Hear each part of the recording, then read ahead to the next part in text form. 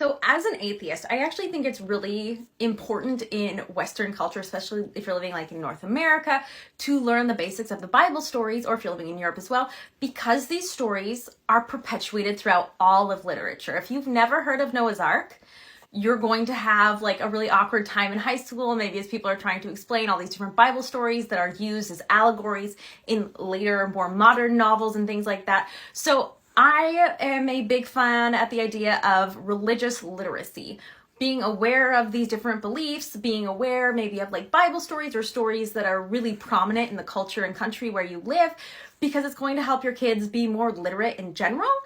There was a mom on here, I'm pretty sure she's a mom, who described it as being religiously literate, that was an important value, but there's a very big difference between being religiously literate and being indoctrinated. One is like teaching your kids the Bible stories. You can even say like, hey, like I really believe this is what our family believes, and then telling your children this is the truth and the only way, and if you don't follow everything that I believe in, you will burn in hell for eternity, right? So there's such like a large spectrum of how these things can be taught, and I love all of the conversations online that are happening around parenting and religion right now, because for me growing up, my parents had the best intentions and it was traumatizing. So I'm really glad we're breaking down a lot of these things. Even my friends that are still members of the church that have children, they have very different ideas about teaching their kids about Mormonism and religion in general. They have very different approaches to how they're going to be treating the shame-based teachings and things like that.